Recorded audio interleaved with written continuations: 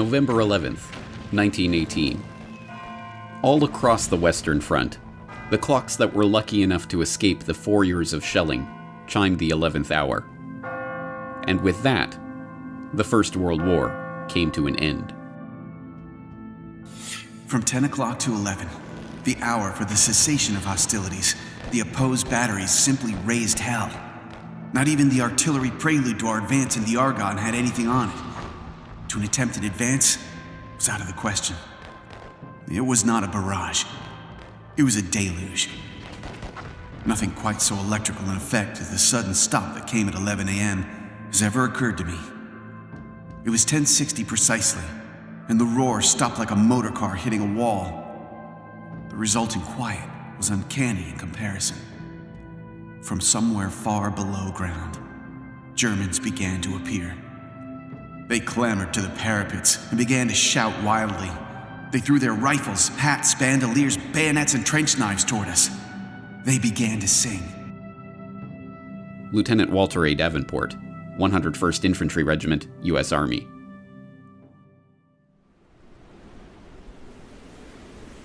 And just like that, it was over. 4 years of the bloodiest carnage the world had ever seen came to a stop as sudden and bewildering as its start. And the world vowed, never again. Each year, we lay the wreath. We hear the last post. We mouth the words, never again, like an incantation. But what does it mean? To answer this question, we have to understand what World War I was. World War I was an explosion. A breaking point in history. In the smoldering shell hole of that great cataclysm lay the industrial era optimism of never-ending progress. Old verities about the glory of war lay strewn around the battlefields of that great war, like a fallen soldier left to die in no man's land. And along with it lay all the broken dreams of a world order that had been blown apart. Whether we know it or not, we here in the 21st century are still living in the crater of that explosion, the victims of a First World War that we are only now beginning to understand. What was World War I about? How did it start? Who won? And what did they win? Now, 100 years after those final shots rang out, these questions still puzzle historians and laymen alike. But as we shall see, this confusion is not a happenstance of history, but the wool that has been pulled over our eyes to stop us from seeing what World War I really was. This is the story of World War I that you didn't read in the history books. This is the World War I conspiracy.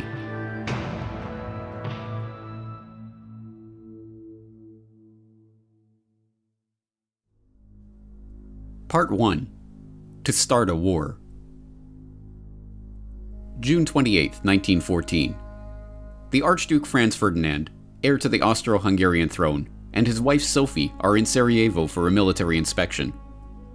In retrospect, it's a risky provocation, like tossing a match into a powder keg. Serbian nationalism is rising, the Balkans are in a tumult of diplomatic crises and regional wars, and tensions between the Kingdom of Serbia and the Austro-Hungarian Empire are set to spill over. But despite warnings and ill omens, the royal couple's security is extremely lax. They board an open-top sports car and proceed in a 6-car motorcade along a pre-announced route. After an inspection of the military barracks, they head toward the town hall for a scheduled reception by the mayor. The visit is going ahead exactly as planned and precisely on schedule. And then, the bomb goes off.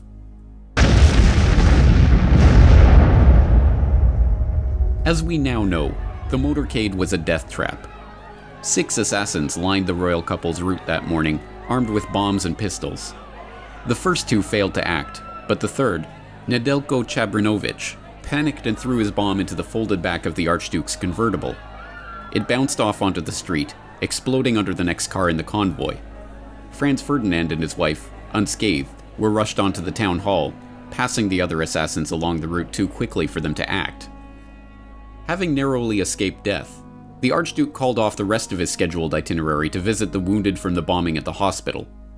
By a remarkable twist of fate, The driver took the couple down the wrong route, and, when ordered to reverse, stopped the car directly in front of the delicatessen where would-be assassin Gavrilo Princip had gone after having failed in his mission along the motorcade.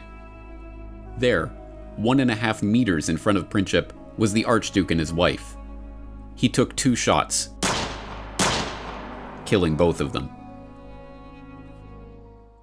Yes, even the official history books, the books written and published by the winners, record that the First World War started as the result of a conspiracy. After all, it was, as all freshman history students are taught, the conspiracy to assassinate the Archduke Franz Ferdinand that led to the outbreak of war. That story, the official story of the origins of World War I, is familiar enough by now.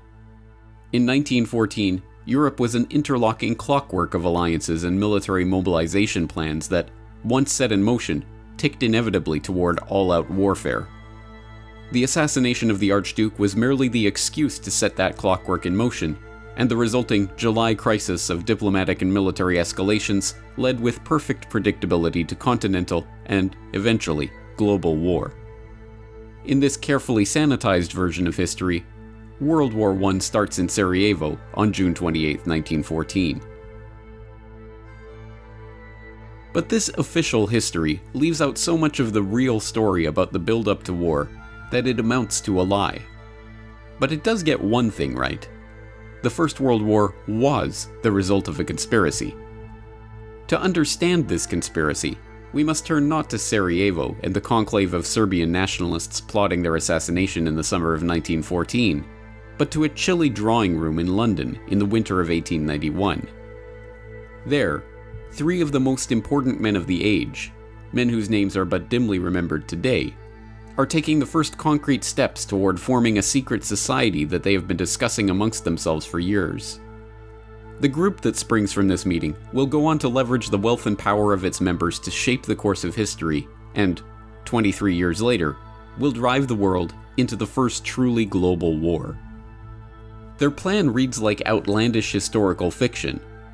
They will form a secret organization dedicated to the extension of British rule throughout the world and the ultimate recovery of the United States of America as an integral part of a British empire. The group is to be structured along the lines of a religious brotherhood. The Jesuit order is repeatedly invoked as a model, divided into 2 circles. An inner circle, called the Society of the Elect, who are to direct the activity of the larger outer circle, dubbed the Association of Helpers, who are not to know of the inner circle's existence. British rule and inner circles and secret societies. If presented with this plan today, many would say it was the work of an imaginative comic book writer.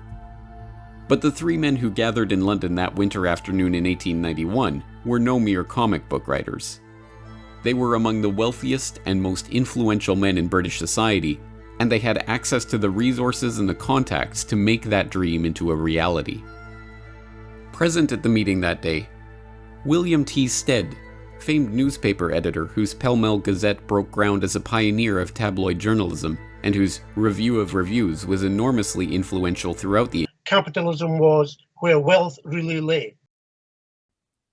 Jerry Docherty, World War I scholar and co-author of Hidden History, The Secret Origins of the First World War. Rhodes had the money and he had the contact. He was a great Rothschild man, and his mining wealth was literally uncountable.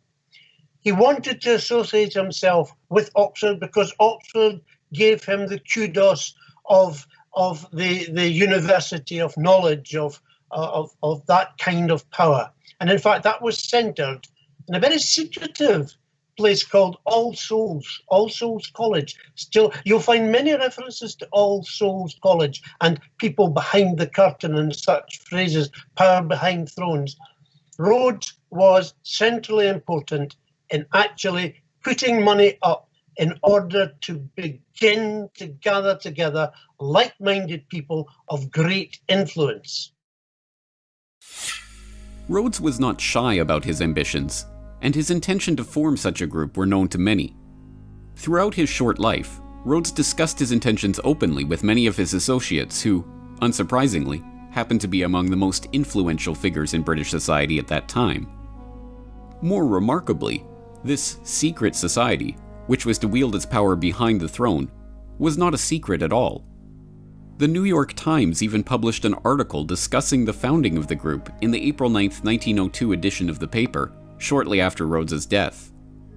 The article, headlined "Mr. Rhodes's Ideal of Anglo-Saxon Greatness," and carrying the remarkable subhead, "He believed a wealthy secret society should work to secure the world's peace and a British-American federation," summarized this sensational plan by noting that Rhodes's idea for the development of the English-speaking race was the foundation of a society copied, as to organization, from the Jesuits.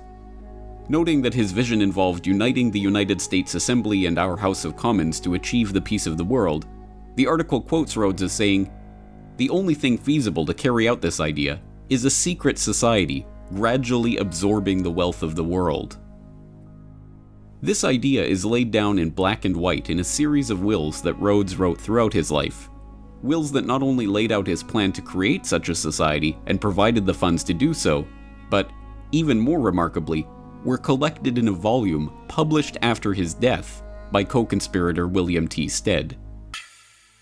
When, at the time of Rhodes' death in 1902, this secret society decided to partially reveal itself, it did so under the cloak of peace. It was only because they desired world peace, they insisted, that they had created their group in the first place, and only for the noblest of reasons that they aimed to gradually absorb the wealth of the world. But contrary to this pacific public image, from its very beginnings, the group was interested primarily in war. In fact, one of the very first steps taken by this Rhodes Roundtable, as it was known by some, was to maneuver the British Empire into war in South Africa. This Boer War of 1899 to 1902 would serve a dual purpose. It would unite the disparate republics and colonies of South Africa into a single unit under British imperial control, and, not incidentally, it would bring the rich gold deposits of the Transvaal Republic into the orbit of the Rothschilds Rhodes-controlled British South Africa Company. The war was, by the group's own admission, entirely its doing. The point man for the operation was Sir Alfred Milner, a close associate of Rhodes and a member of the secret society's inner circle who was then the governor of the British Cape Colony. Although largely forgotten today, Alfred Milner, later 1st Viscount Milner, was perhaps the most important single figure in Britain at the dawn of the 20th century. From Rhodes's death in 1902, he became the unofficial head of the Roundtable Group and directed its operations, leveraging the vast wealth and influence of the group's exclusive membership to his own ends. With Milner, there was no compunction or moral hand-wringing about the methods used to bring about those ends. In a letter to Lord Roberts, Milner casually confessed to having engineered the Boer War. "I precipitated the crisis, which was inevitable, before it was too late. It is not very agreeable, and in many eyes, not a very creditable piece of business to have been largely instrumental in bringing about a war." When Rhodes's co-conspirator and fellow secret society inner circle member William Stead objected to war in South Africa, Rhodes told him, "You will support Milner in any measure that he may take short of war. I make no such limitation. I support Milner absolutely without reserve. If he says peace, I say peace. If he says war, I say war. Whatever happens, I say ditto to Milner." The Boer War, involving unimaginable brutality, including the death of 26,000 women and children in the world's first British concentration camps, ended as Rhodes and his associates intended, with the formerly separate pieces of South Africa being united under British control. Perhaps even more importantly from the perspective of the secret society, it left Alfred Milner as High Commissioner of the new South African Civil Service, a position from which he would cultivate a team of bright, young, largely Oxford-educated men who would go on to serve the group and its ends. And from the end of the Boer War onward, those ends increasingly centered around the task of eliminating what Milner and the Round Table perceived as the single greatest threat to the British Empire: Germany. So in the start, it was influence, people who could influence politics, people who had the money to influence statesmen, and the dream of actually crushing Germany. This was the basic mindset of this group as it gathered together. Germany.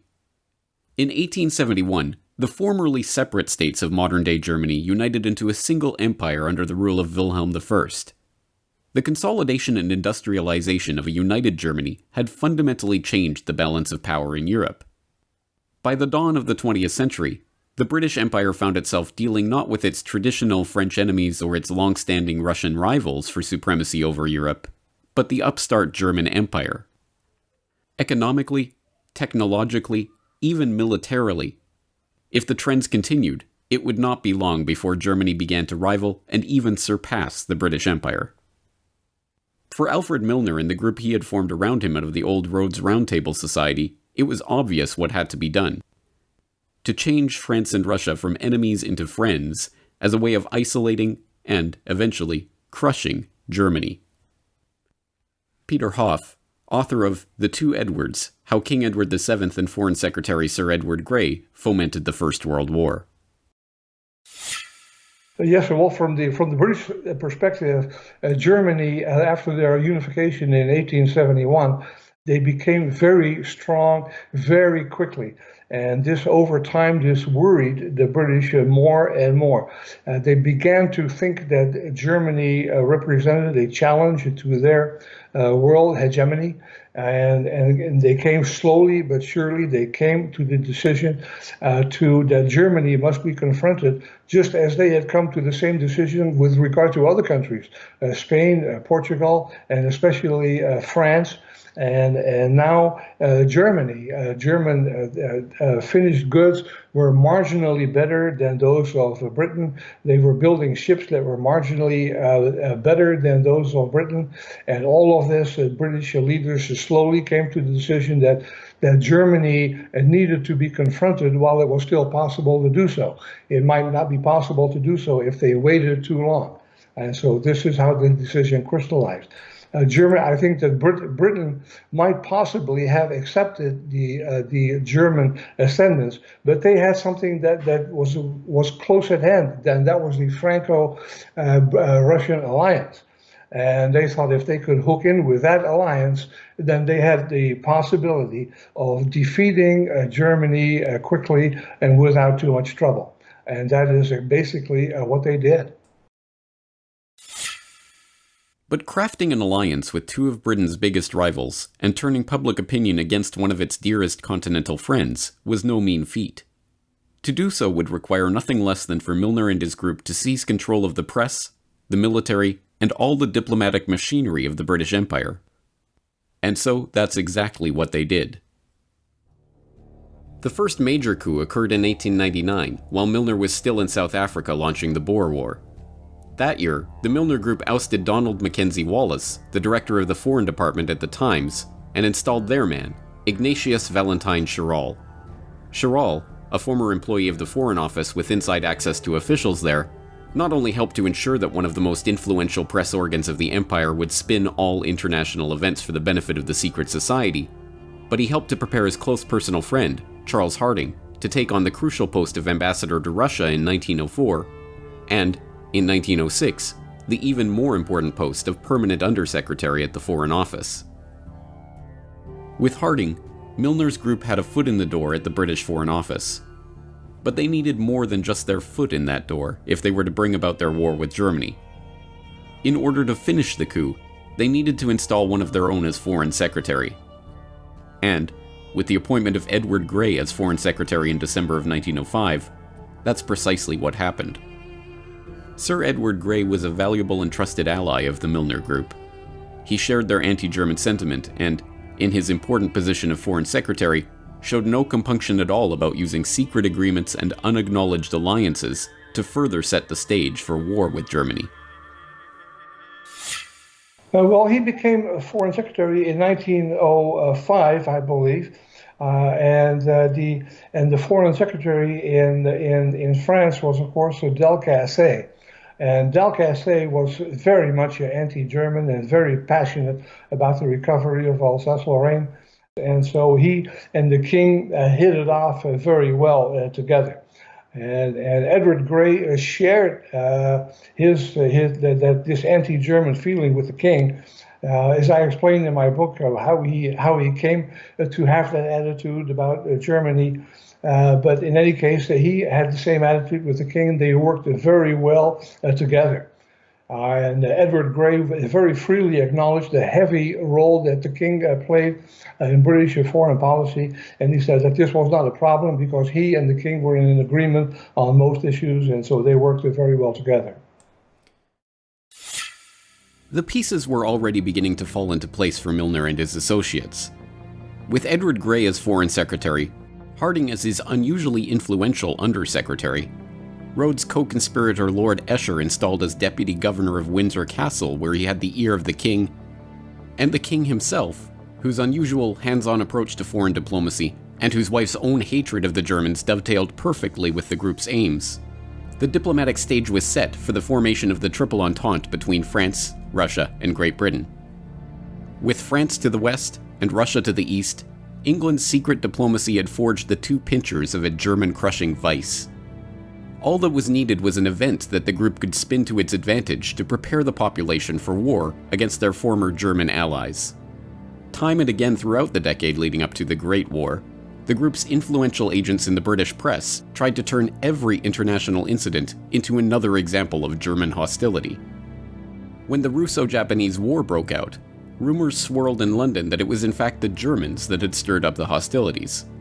The theory went that Germany, in a bid to ignite conflict between Russia and England, who had recently concluded an alliance with the Japanese, had fanned the flames of war between Russia and Japan.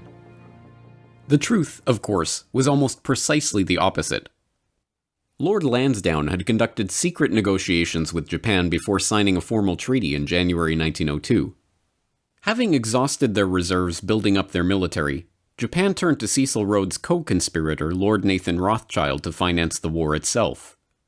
Denying the Russian Navy access to the Suez Canal and high-quality coal, which they did provide to the Japanese, the British did everything they could to ensure that the Japanese would crush the Russian fleet, effectively removing their main European competitor for the Far East. The Japanese Navy was even constructed in Britain, but these facts did not find their way into the Milner-controlled press. When the Russians accidentally fired on British fishing trawlers in the North Sea in 1904, killing 3 fishermen and wounding several more, the British public was outraged. Rather than whip up the outrage, however, the Times and other mouthpieces of the secret society instead tried to paper over the incident. Meanwhile, the British Foreign Office outrageously tried to blame the incident on the Germans, kicking off a bitter press war between Britain and Germany. The most dangerous provocations of the period centered around Morocco, when France, emboldened by secret military assurances from the British and backed up by the British press, engaged in a series of provocations, repeatedly breaking assurances to Germany that Morocco would remain free and open to German trade.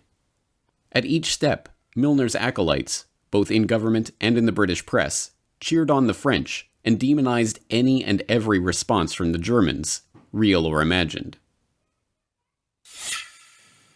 Given that we're living in a world of territorial aggrandizement, there was a concocted incident over Morocco, and the allegation that Germany was secretly trying to take over the British-French influence in Morocco, and that literally was nonsense.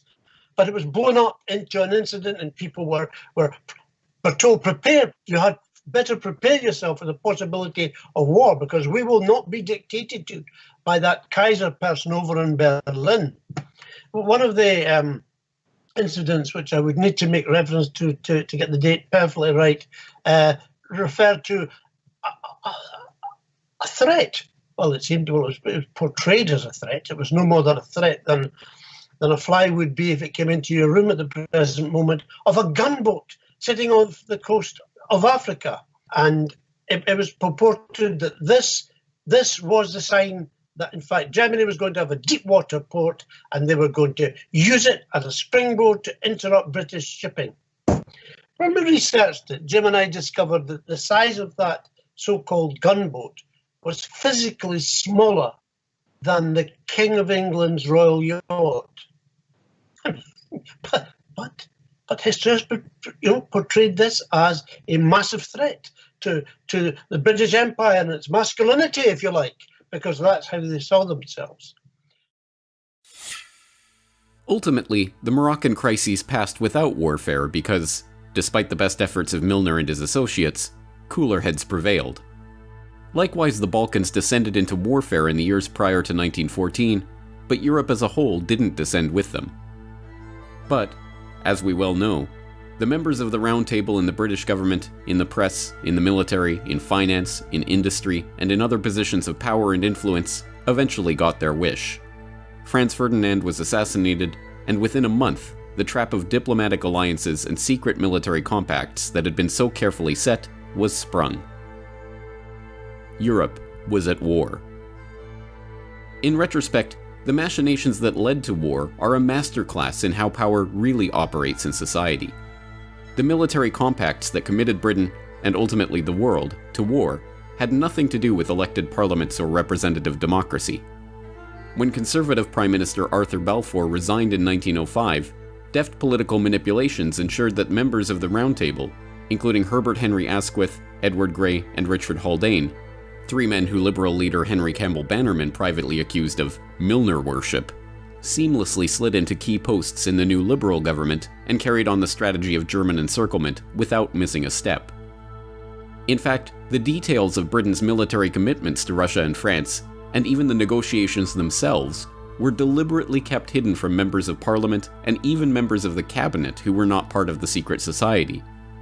It wasn't until November 1911, a full 6 years into the negotiations, that the cabinet of Prime Minister Herbert Henry Asquith started to learn the details of these agreements that had been repeatedly and officially denied in the press and in Parliament. This is how the cabal functioned: efficiently, quietly, and, convinced of the righteousness of their cause, completely uncaring about how they achieved their ends. It is to this clique, not to the doings of any conspiracy in Sarajevo, that we can attribute the real origins of the First World War, with the 9 million dead soldiers and 7 million dead civilians that lay piled in its wake. But for this cabal, 1914 was just the start of the story. In keeping with their ultimate vision of a united Anglo-American world order, the jewel in the crown of the Milner Group was to embroil the United States in the war, to unite Britain and America in their conquest of the German foe. Across the Atlantic, the next chapter in this hidden history was just getting underway. Next time, on the World War I conspiracy. It would be folly for this country to sacrifice itself to the frenzy of ancient hatred. This is false history. It's not even acceptable to call it fake news. It's just disgusting. Things that could have been avoided but were let happen, made sellable by Wilson to the public. Inside the White House, President Woodrow Wilson conferred with advisors and signed the proclamation of war against Germany.